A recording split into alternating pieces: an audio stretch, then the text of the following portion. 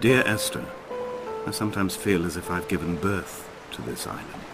Somewhere between the longitude and latitude, a split opened up, and it beached remotely here.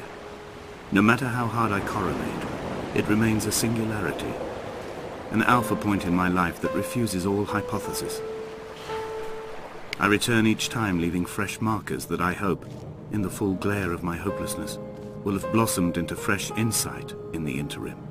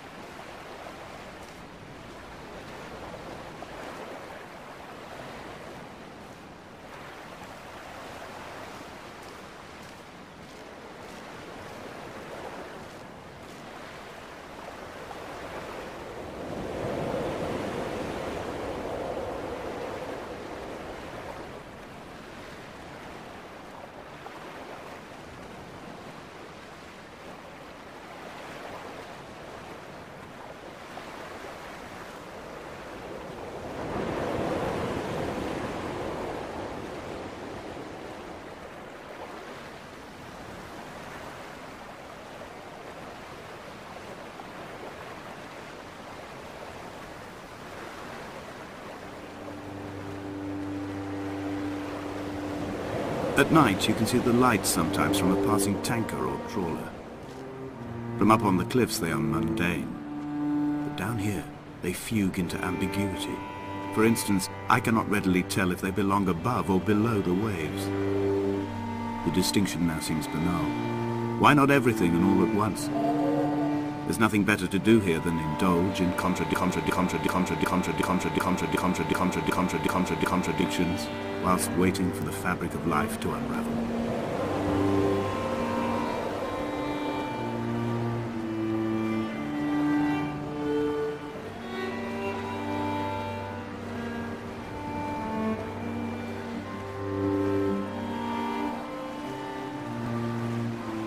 Dear Esther, I found myself to be as featureless as this ocean, as shallow and unoccupied as this bay, a listless wreck without identification. My rocks are these bones, and a careful fence to keep the precipice at bay. Shot through me caves, my forehead a mount. This aerial will transmit into me so. All overexposed, the nervous system, where Donnelly's boots and yours and mine still trample. I will carry a torch for you. I will leave it at the foot of my headstone. You will need it for the tunnels that carry me under.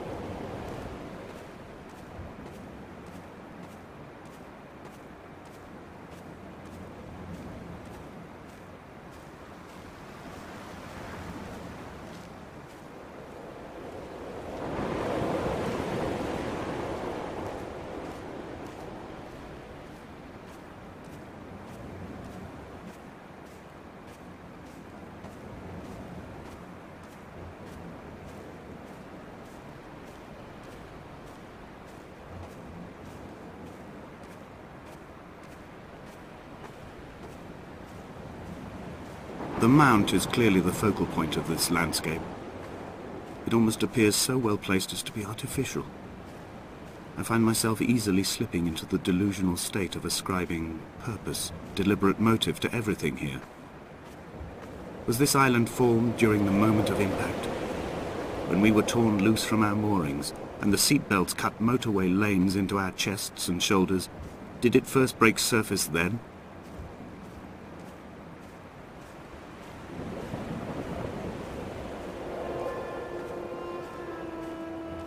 When someone had died or was dying, or was so ill they gave up what little hope they could sacrifice, they cut parallel lines into the cliff, exposing the white chalk beneath. You could see them from the mainland or the fishing boat, and know to send aid or impose a cordon of protection, and wait a generation until whatever pestilence stalked the cliff paths died along with its hosts. My lines are just for this, to keep any would-be rescuers at bay. The infection is not simply of the flesh.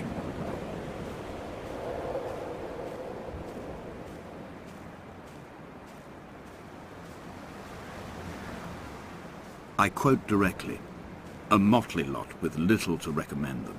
I have now spent 3 days in their company. That is, I fear, enough for any man not born amongst them.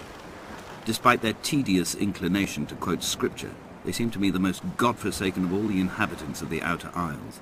Indeed, in this case, the very gravity of that term, forsaken by God, seems to find its very apex.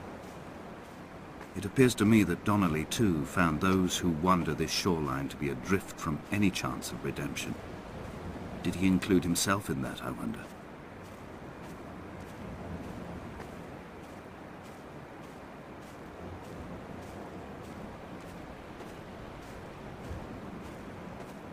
Dear Esther, I met Paul.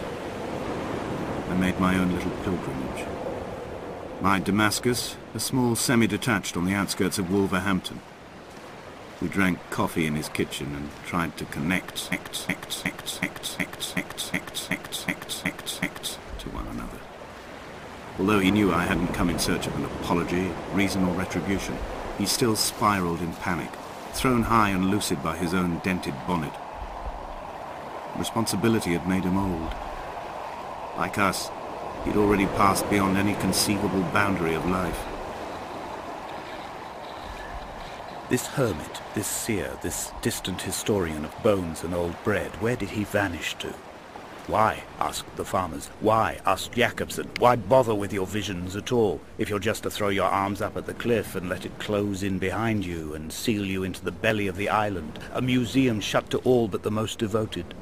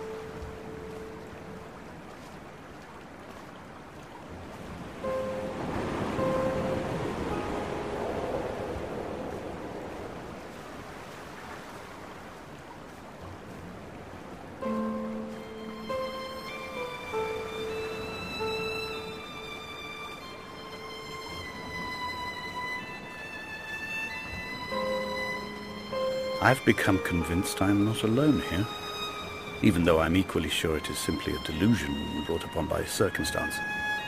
I do not, for instance, remember where I found the candles, or why I took it upon myself to light such a strange pathway.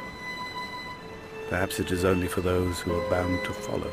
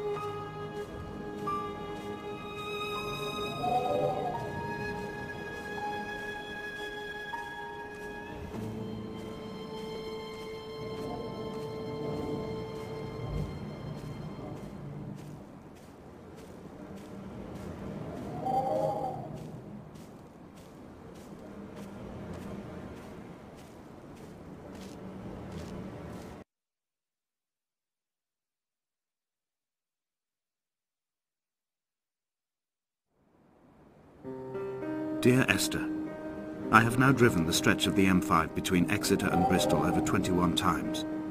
But although I have all the reports and all the witnesses, and have cross-referenced them within a millimetre using my Ordnance Survey maps, I simply cannot find the location. You'd think there would be marks to serve as some evidence. It's somewhere between the turn-off for Sanford and the welcome brake services. But although I can always see it in my rear-view mirror, I have as yet been unable to pull ashore.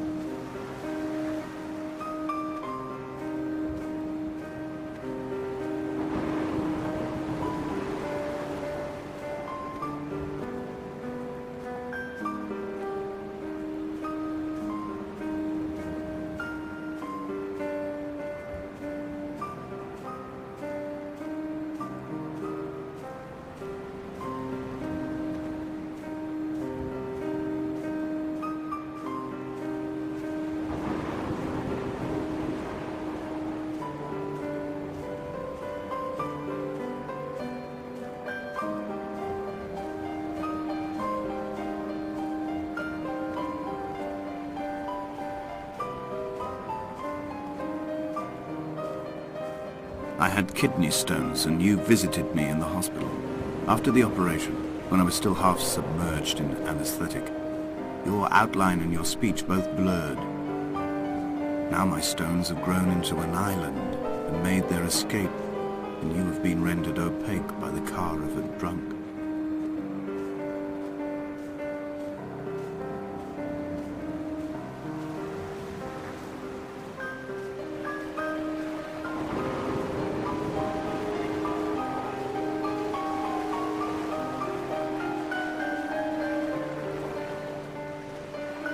There must be a hole in the bottom of the boat. How else could new hermits have arrived?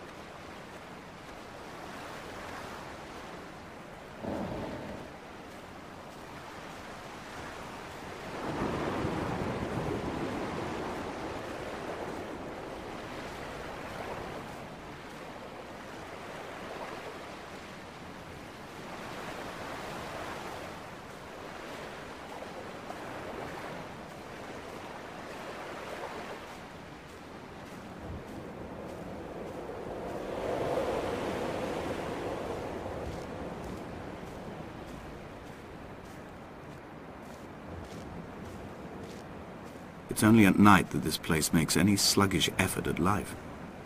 You can see the buoy and the aerial. I've been taking to sleeping through the day in an attempt to resurrect myself. I can feel the last days drawing upon me. There's little point now in continuation. There must be something new to find here. Some nook or some cranny that offers a perspective worth clinging to. I've burnt my bridges. I've sunk my boats and watched them go to water.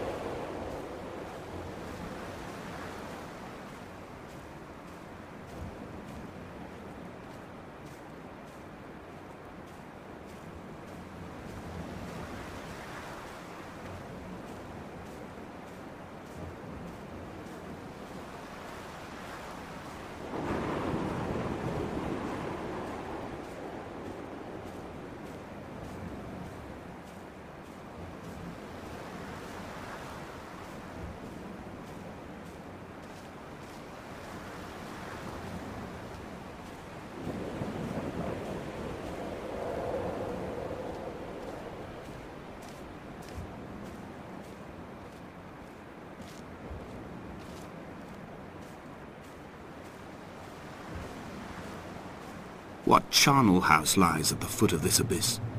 How many dead shepherds could fill this hole?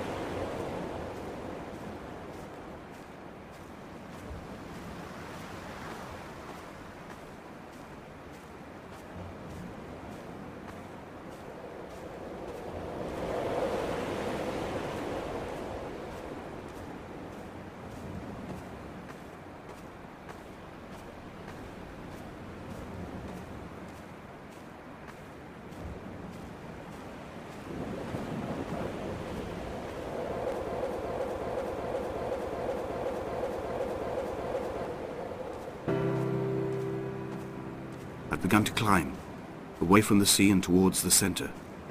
It is a straight line to the summit, where the evening begins to coil around the aerial and squeeze the signals into early silence. The bothy squats against the mount to avoid the gaze of the aerial. I too will creep under the island like an animal and approach it from the northern shore.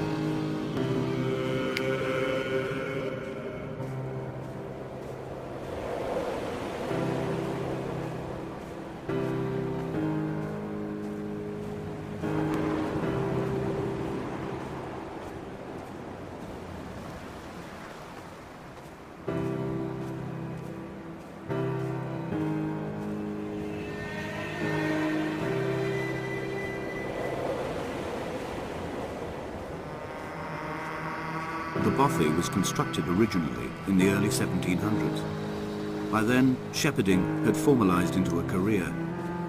The first habitual shepherd was a man called Jakobsen, from a lineage of migratory Scandinavians. He was not considered a man of breeding by the mainlanders. He came here every summer whilst building the bothy, hoping eventually that becoming a man of property would secure him a wife and a lineage. Donnelly records that it did not work. He caught some disease from his malcontented goats and died 2 years after completing it. There was no one to carve white lines into the cliff for him, either. Inventory. A trestle table we spread wallpaper on in our first home. A folding chair. I laughed at you for bringing camping in the lakes. I was uncomfortable later and you laughed then. This diary, the bed with the broken springs. Once asleep you have to remember not to dream. A change of clothes. Donnelly's book, stolen from Edinburgh Library on the way here. I will burn them all on the last morning and make an aerial of my own.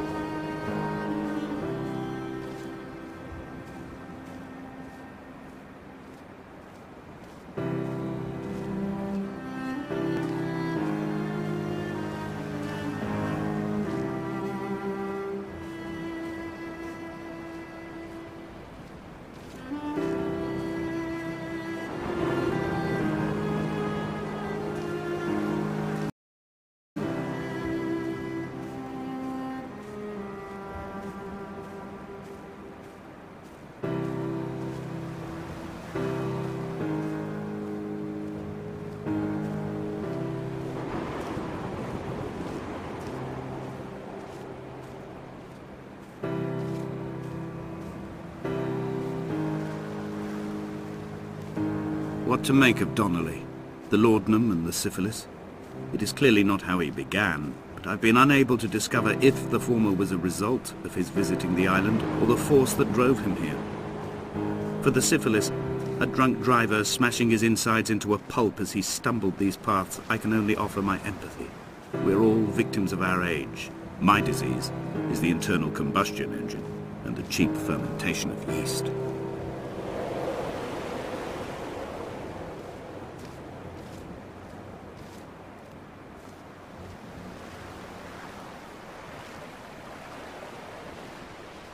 They found Jakobsen in early spring. The thaw had only just come. Even though he'd been dead nearly 7 months, his body had been frozen right down to the nerves and had not even begun to decompose.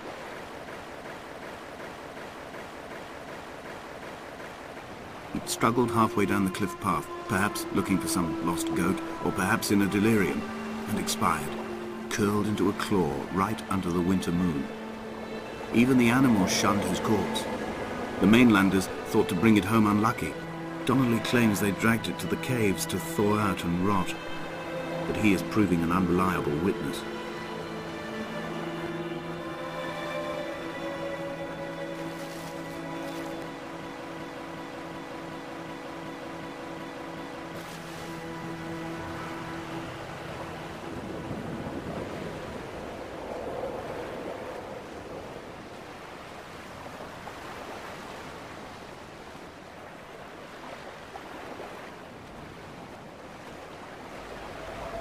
Climbing down to the caves, I slipped and fell and have injured my leg.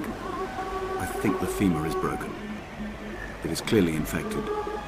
The skin has turned a bright, tight pink, and the pain is crashing in on waves, winter tides against my shoreline, drowning out the ache of my stones. I struggled back to the bothy to rest, but it has become clear that there is only one way this is likely to end. The medical supplies I looted from the trawler have suddenly found their purpose. They will keep me lucid for my final ascent.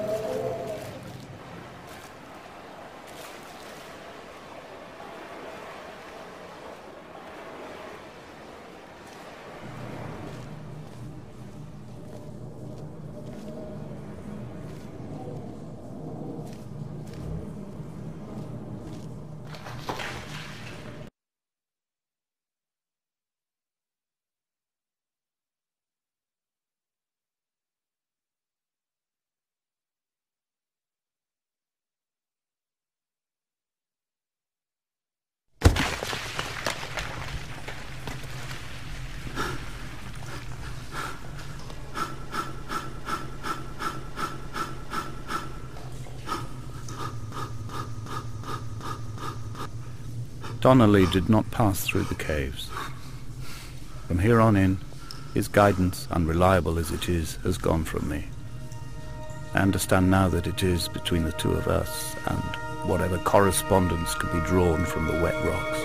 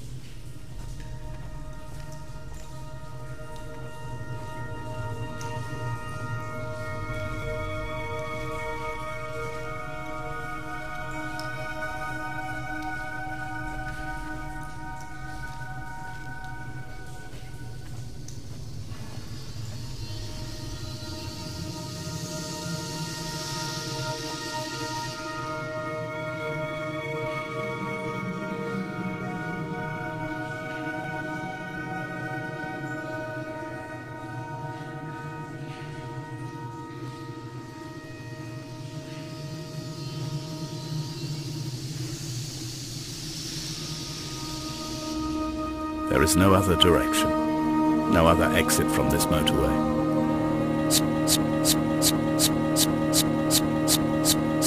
Speeding past this junction, I saw you waiting at the roadside, a one last drink in your trembled hands.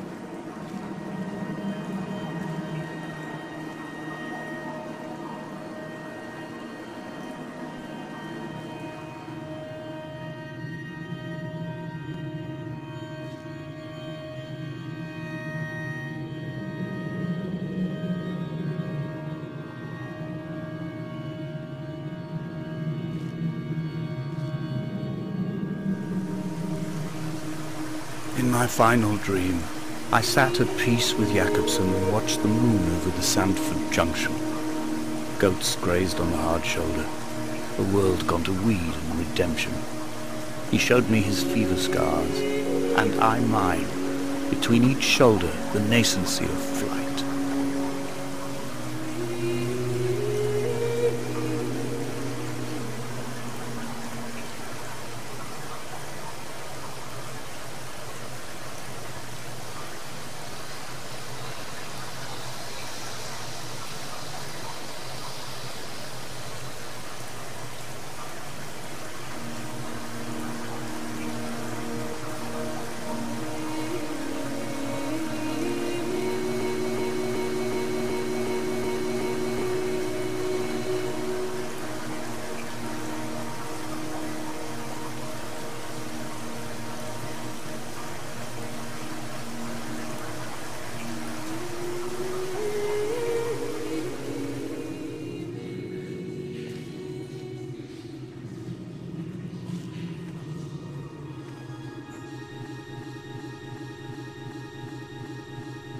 This cannot be the shaft they threw the goats into.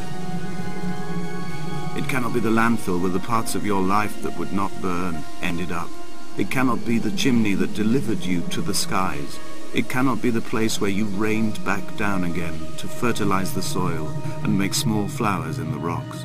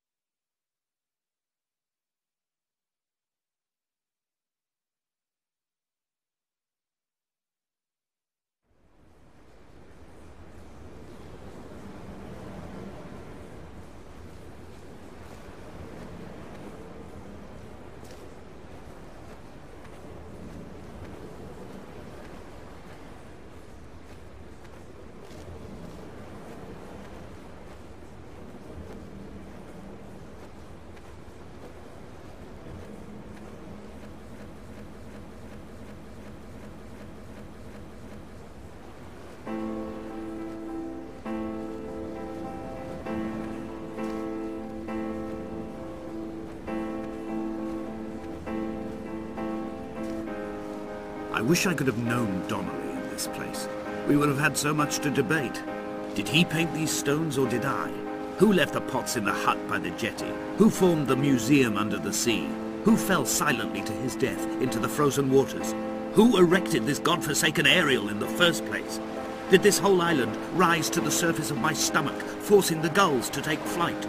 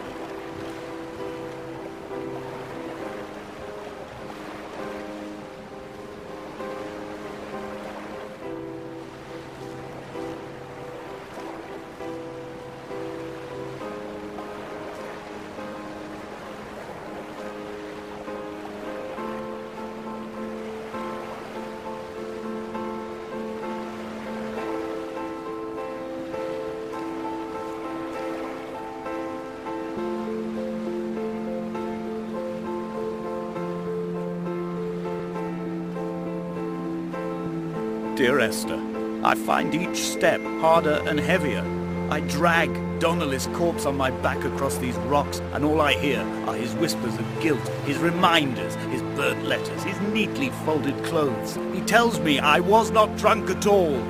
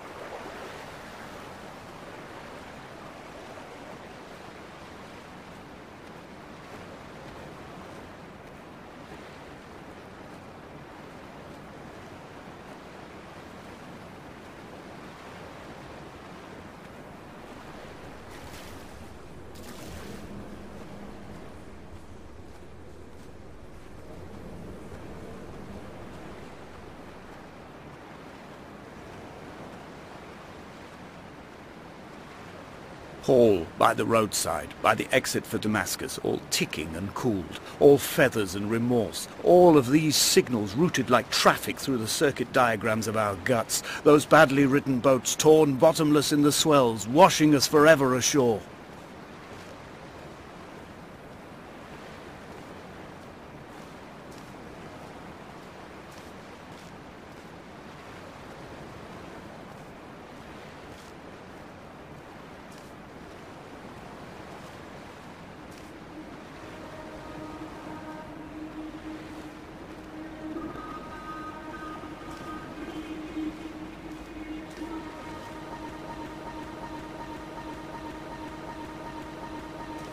From here, I can see my armada. I collected all the letters I'd ever meant to send to you, if I'd have ever made it to the mainland, but had instead collected at the bottom of my rucksack, and I spread them out along the lost beach. Then I took each and every one, and I folded them into boats. I folded you into the creases, and then, as the sun was setting, I set the fleet to sail. Shattered into 21 pieces, I consigned you to the Atlantic, and I sat here until I'd watched all of you sink.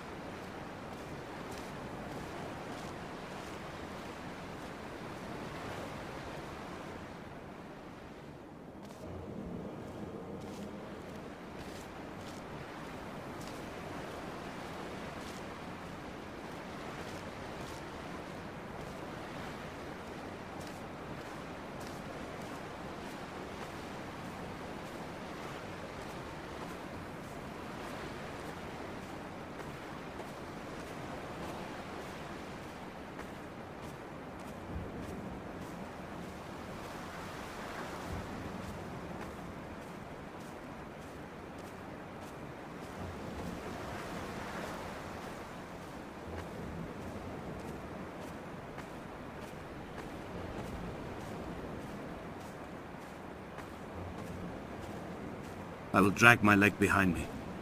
I will drag it like a crumpled hatchback, tires blown and sparking across the dimming lights of my vision. I'm running out of painkillers and am following the flicker of the moon home. When Paul keeled over dead on the road to Damascus, they restarted his heart with the jump leads from a crumpled hatchback. It took 21 attempts to convince it to wake up.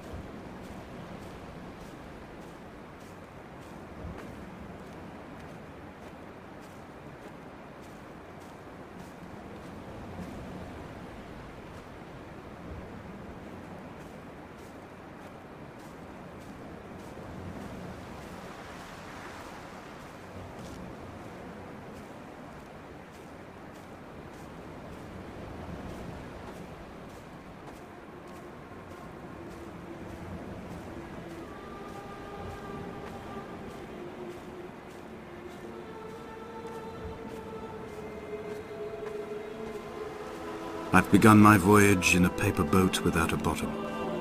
I will fly to the moon in it. I've been folded along a crease in time, a weakness in the sheet of life. Now you've settled on the opposite side of the paper to me. I can see your traces in the ink that soaks through the fiber, the pulped vegetation. When we become waterlogged and the cage disintegrates, we will intermingle. When this paper aeroplane leaves the cliff edge and carves parallel vapor trails in the dark, we will come together.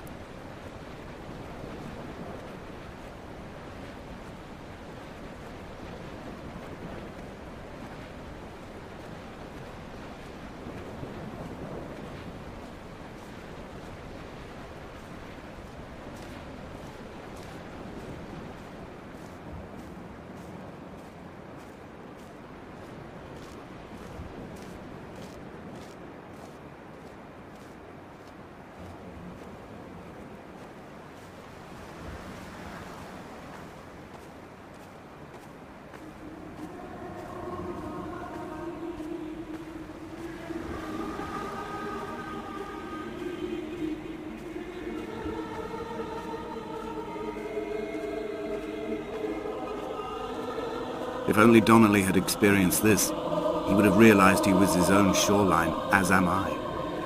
Just as I am becoming this island, so he became his syphilis, retreating into the burning synapses, the stones, the infection.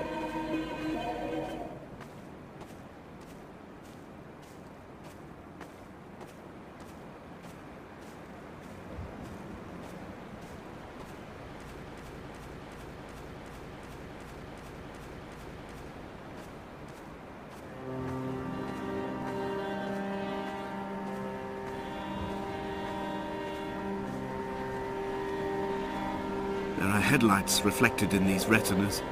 Too long in the tunnels of my island without a bottom. The sea creatures have risen to the surface, but the gulls are not here to carry them back to their nests. I've become fixed, open and staring, an eye turned on itself. I've become an infected leg whose tracking lines form a perfect map of the junctions of the M5. I will take the exit at mid-thigh and plummet to my Esther.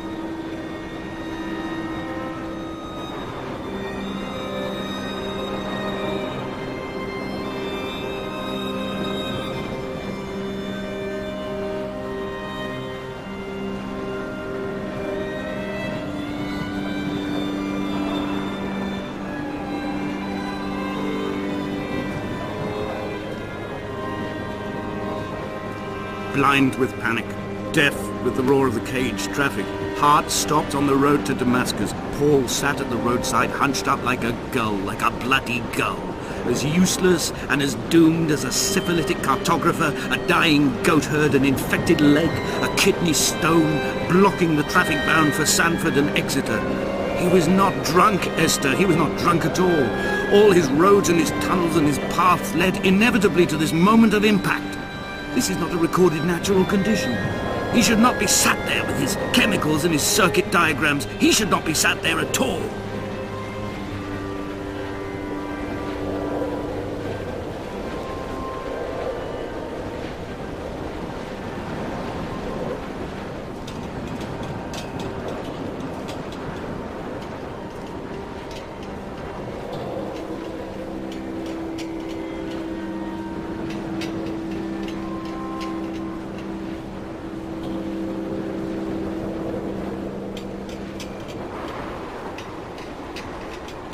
I have run out of places to climb. I will abandon this body and take to the air.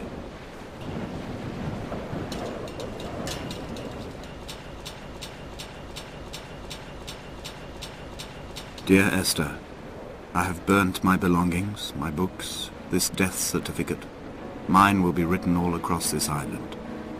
Who was Jakobsen? Who remembers him? Donnelly has written of him, but who was Donnelly? Who remembers him? I have painted, carved, hewn, scored into this space all that I could draw from him. There will be another to these shores to remember me. I will rise from the ocean like an island without bottom, come together like a stone, become an aerial, a beacon, that they will not forget you. We've always been drawn here. One day the gulls will return and nest in our bones and our history. I will look to my left and see Esther Donnelly flying beside me. I will look to my right and see Paul Jakobsen flying beside me. They will leave white lines carved into the air to reach the mainland, where help will be sent.